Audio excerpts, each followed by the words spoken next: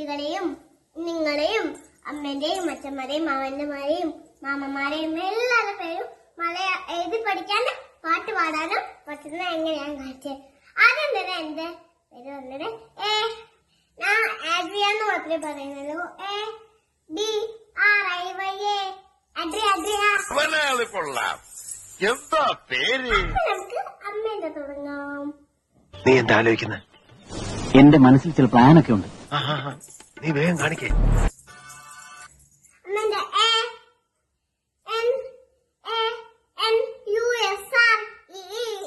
നല്ല ഫ്ലവറിയാണ് അമ്മേന്റെ.